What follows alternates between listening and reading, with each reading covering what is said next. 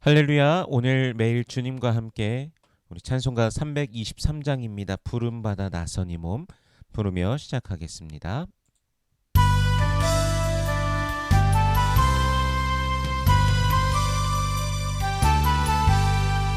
부름받아 나선 이 몸 어디든지 가오리라. 괴로우나 즐거우나 주만 따라가오리니. 어느 누가 막으리까. 죽음이 늘 막으리까. 어느 누가 막으리까. 죽음이 늘 막으리까. 아굴골짝 그늘에도 복음 들고 가오리라. 소돔 같은 거리에도 살아가고 찾아가서 종의 몸에 주님 얻고 아낌없이 드리리라. 종의 몸에 주님 얻고 아낌없이 드리리라. 존귀 영광 모든 것을 주님 홀로 받으소서. 멸시천대 십자가를 내가 지고 가오리라. 이름 없이 믿도 없이 감사하며 섬기리라. 이름 없이 믿도 없이 감사하며 섬기리라.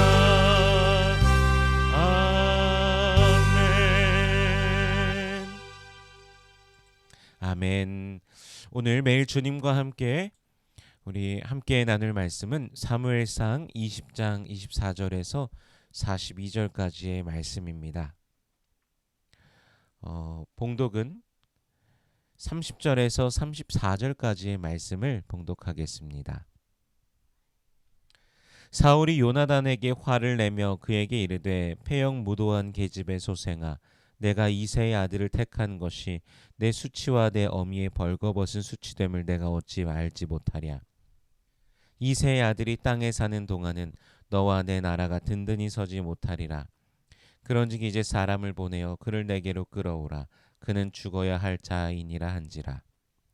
요나단이 그의 아버지 사울에게 대답하여 이르되 그가 죽을 일이 무엇이니까? 무엇을 행하였나이까? 사울이 요나단에게 단창을 던져 죽이려 한지라. 요나단이 그의 아버지가 다윗을 죽이기로 결심한 줄 알고 심히 노하여 식탁에서 떠나고 그 달의 둘째 날에는 먹지 아니하였으니 이는 그의 아버지가 다윗을 욕되게 하였으므로 다윗을 위하여 슬퍼함이었더라. 아멘. 잠시 기도하겠습니다. 살아계신 하나님, 은혜를 감사합니다. 우리 주님의 놀라우신 그 사랑과 은혜를 우리에게 주심에 감사합니다. 대속의 은혜, 우리의 모든 죄를 씻으시고 우리를 구원하신 그 십자가의 사랑과 그 은혜를 주님 감사합니다. 죽기까지 사랑하신 그 사랑을 우리가 오늘도 기억하며 주님을 송축하며 믿음으로 나아가는 주의 백성들 되게 하여 주시옵소서. 생명이 그리스도 예수 안에서 그 영원한 생명이 우리에게 주어져 있음에 감사케 하시며 주님을 송축하며 매일 믿음으로 나아가게 하여 주시옵소서. 마음의 소원들, 기도의 제목들이 있습니다. 우리 주님 이미 알고 계시오니 간절히 부르짖는 모든 백성들에게 주여 응답하여 주시옵소서.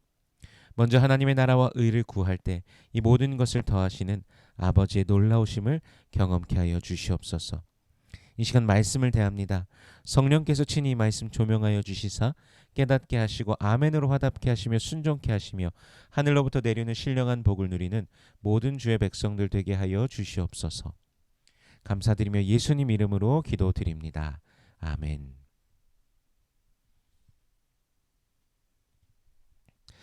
다윗이 오늘 본문에서는요, 다윗이 이제 요나단과 말했던 그대로 들의 몸을 숨깁니다. 그리고 초하루가 되었을 때 이제 왕의 식사 자리에는 다윗이 당연히 없습니다. 요나단과 아브넬은 그 자리에 있지만 다윗은 없습니다. 첫날에는 사울이 그냥 그렇게 지나갑니다. 그러나 둘째 날에도 다윗이 나타나지 않음으로 인하여 사울이 요나단에게 다윗이 왜 식사에 오지 않는지 물어보게 됩니다. 요나단은 사울에게 그가 베들레헴으로 가서 가족과 함께 제사해야 한다고 청하기에 자신이 그를 보냈다라고 합니다. 30절과 31절 말씀에 보니까요. 사울이 요나단에게 화를 내며 그에게 이르되 패역무도한 계집의 소생아 내가 이새의 아들을 택한 것이 내 수치와 내 어미의 벌거벗은 수치됨을 내가 어찌 알지 못하랴. 이새의 아들이 땅에 사는 동안은 너와 내 나라가 든든히 서지 못하리라. 그런즉 이제 사람을 보내어 그를 내게로 끌어오라. 그는 죽어야 할 자이니라 한지라. 사울은 자신의 나라와 요나단의 나라가 굳건하게 왕성하게 서기를 원합니다. 그러나 사울은 요나단이 다윗을 심히 아끼고 그 둘 사이에 엄청난 우정이 있다라는 사실을 알고 있습니다. 요나단이 다윗을 택하였단 사실, 자신이 갖게 될 나라, 왕국을 바라본 것이 아니라 친구 다윗을 택한 그 사실을 분노하면서 그의 어머니인 요나단의 어머니인 아히노암을 모욕하는 언행까지도 하고 동시에 요나단까지도 모욕하는 이제 사울을 우리는 보게 되는 것입니다.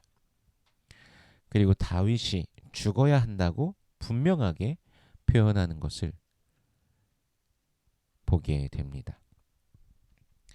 요나단은 왜 다윗이 죽어야 하냐고 사울에게 되묻습니다. 그가 무슨 잘못을 했기에, 무슨 범죄함이 있기에 도대체 죽어야 되는가? 라고 물어볼 때 사울이 단창을 던져서 요나단을 죽이려고 합니다. 사울은 다윗을 옹호하는 자, 그가 비록 자신의 아들 요나단일지라도 사울은 죽이려고 하고 있는 것을 보게 됩니다. 사실 이미 그의 마음이 악함으로 가득 차 있는 것을 우리가 보게 되는 장면이죠. 요나단까지도 아들까지도 죽이려고 그렇게 단창을 던지는데 다윗을 죽이려고 하는 사울의 마음이 얼마만큼인지를 알 수 있는 장면입니다. 하나님께서 허락하시지 않은 것에 대한 탐욕을 부리면서, 즉 하나님께서 허락하시지 않은 탐욕은 결국 죄인 것이죠. 이 죄를 계속해서 품고 살아가고 있는 사울이 더욱더 포악해져 가는 것을 보게 됩니다. 사울에게 이런 모습이 나타나는 건 결국 평안이 없기 때문입니다. 그 마음속에서 계속 그 불안함과 자신은 갖고 싶지만 하나님은 자신에게 주시지 않았고, 그래서 그 마음속에서 계속 그것을 어떻게 하면 쟁취할 수 있을까? 이룰 수 없는 것을 사울은 원하면서 계속 두려움과 괴로움 속에서 살아가고 있는 것입니다. 그래서 그걸 이루기 위해 더욱더 포악해지는 것이죠. 이것은 비단 사울뿐만이 아니라 오늘의 우리에게도 마찬가지 일어날 수 있는 그런 장면입니다. 하나님께서 바라시는 것이 아닌데 계속해서 그것을 쟁취하기 위해 달려갈 때 평안을 누리지 못하게 된다는 것이죠.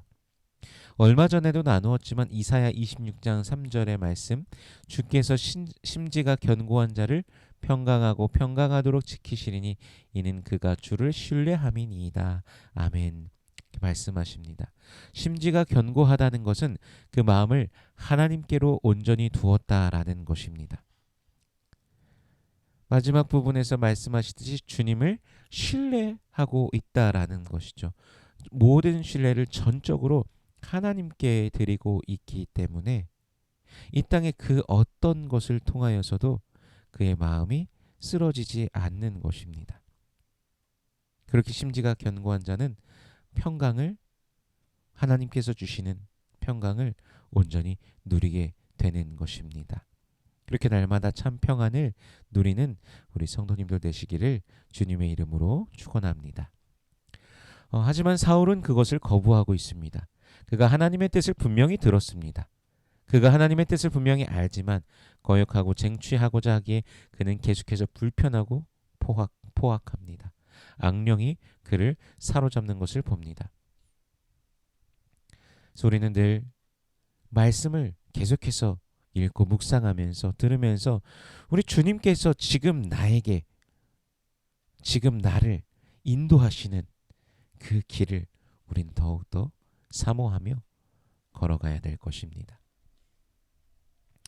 요나단은 이제 확실하게 아버지 사울이 친구 다윗을 죽이려 한다는 것을 알고 이제 노하게 됩니다. 사실 얼마나 그의 마음이 참담했겠습니까? 34절에 보니까요. 심히 노하여 식탁에서 떠나고 그달의 둘째 날에는 먹지 아니하였으니 이는 그의 아버지가 다윗을 욕되게 하였으므로 다윗을 위하여 슬퍼함이었더라. 그는 너무나 노하여서 초하루 둘째 날 그는 아무것도 먹지 않습니다. 다윗을 모욕하고 그를 죽이려 하는 것이 너무나 마음이 아파서 아무것도 먹지 않았습니다. 그런데 놀랍게도 요나단은 자신을 죽이려고 한 사울을 향해 아파하는 장면은 등장하지 않습니다. 본문에 보니까 오직 다윗을 죽이려 하는 것으로 인해 그가 슬퍼하고 아파합니다. 아무리 사울이 자신까지도 죽이려고 그렇게 단창을 던졌을지라도 여전히 아버지인 사울을 사랑하는 요나단의 그 애틋한 마음을 보게 되는 장면입니다. 이 이후에 여전히 요나단은 사울을 따르고 함께하는 장면을 보게 됩니다. 손절하고 다시 얼굴도 안 보는 것이 아닙니다. 나중에도 보게 되겠지만 그는 아버지인 사울 옆에서 죽게 됩니다. 그만큼 요나단은 아비를 향한 사랑, 친구를 향한 사랑을 계속해서 보여주는 그러한 인물인 것입니다. 이제 요나단은 다윗과 약속한 신호를 하려고 합니다. 화살을 쏜 뒤에 아이에게 화살이 뒤에 있으니 더 가라. 그래서 거기 가서 주워와라 라고 한다면 다윗에게 어서 떠나라 라는 그런 의미였습니다. 화살을 쏘고 요나단이 화살이 내 앞쪽에 있다. 지체 말고 빨리 다름질하라 라고 말하면서 상황의 긴박함을 다윗에게 전달하고 있습니다. 아이가 화살을 가져오고 성읍으로 돌려보낸 뒤 요나단과 다윗은 재회하게 됩니다. 서로 부둥켜 안고 옵니다. 42절에 보면요. 요나단이 다윗에게 이르되 평안히 가라. 우리 두 사람이 여호와의 이름으로 맹세하여 이르기를 여호와께서 영원히 나와 너 사이에 계시고 내 자손과 내 자손 사이에 계시리라 하였느니라 하니 다윗은 일어나 떠나고 요나단은 성읍으로 돌아가니라. 아멘. 서로의 우정과 하나님 앞에서의 그 서로 간의 언약을 기억하며 그들은 서로를 보내게 됩니다. 다윗은 이제부터 도피 생활이 시작됩니다. 도피가 시작되는데 요나단은 그에게 분명히 평안을 빌어주었습니다. 자신이 가질 수 있는 것을 포기하고 하나님의 뜻을 택한 요나단, 기름 부음 받은 다윗의 모순적이지만 괴로운 도피 생활의 시작. 이 모든 것이 어찌 보면 참 이상하게 느껴질 수도 있습니다. 둘 다 좁은 길을 택한 것입니다. 좁은 길을 택하며 걸어가는 그들에게 평안이 있는 것입니다.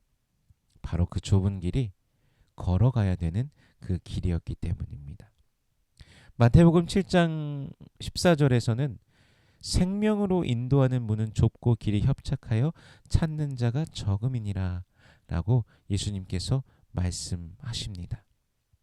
이미 믿음의 선배인 다윗과 요나단은 그 좁은 길로 가고 있는 것을 우리가 보게 됩니다.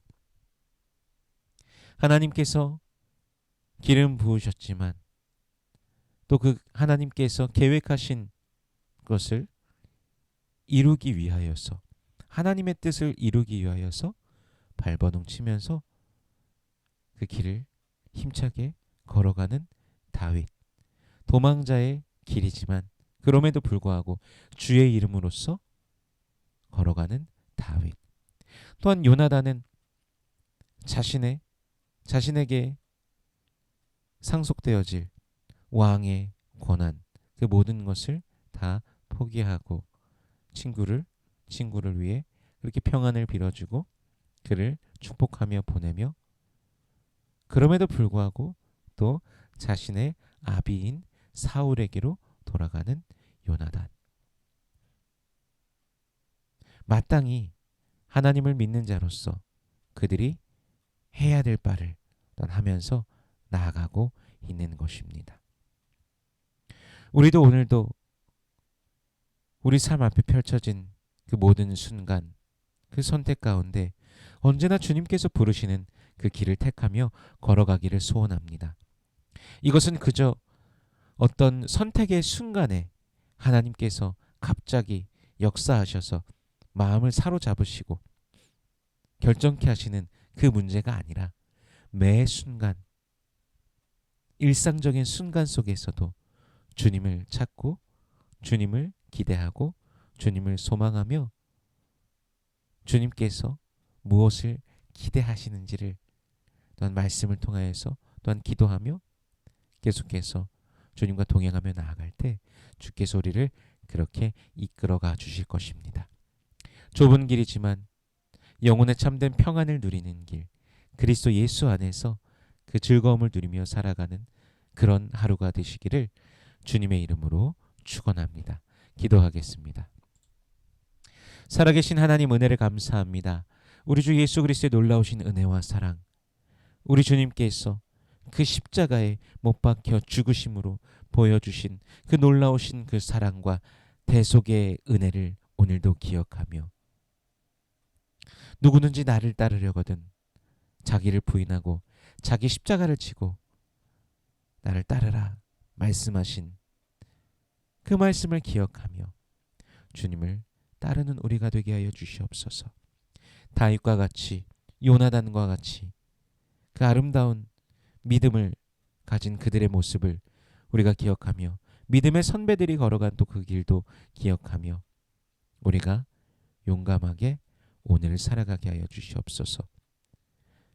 주님의 빛을 한없이 당신의 백성들에게 비춰주시고 은혜 위에 은혜를 더하여 주시옵소서. 우리 삶의 등불이 되어주심에 그 길을 온전히 따라가게 하여 주시옵소서. 또한 육신의 연약한 자들을 주께서 붙들어 주시옵시고 머리끝부터 발끝까지 붙드시고 온몸의 세포와 뼈 마디마디와 장기에 이르기까지 우리 주님의 그 치료의 역사 능력으로 임하여 주시옵소서. 주님의 권세를, 주님의 영광을 날마다 맛보는 주의 백성들 되게 하여 주시옵소서. 여호와는 내게 복을 주시고 너를 지키시길 원하며, 여호와는 그 얼굴을 내게 비추사 은혜 베푸시길 원하며, 여호와는 그 얼굴을 내게로 향하여 드사 평강 주시길 원하노라. 주님 말씀하셨으니 언약하신 대로 오늘도 임하여 주시옵소서. 감사드리며 예수님 이름으로 기도드립니다. 아멘.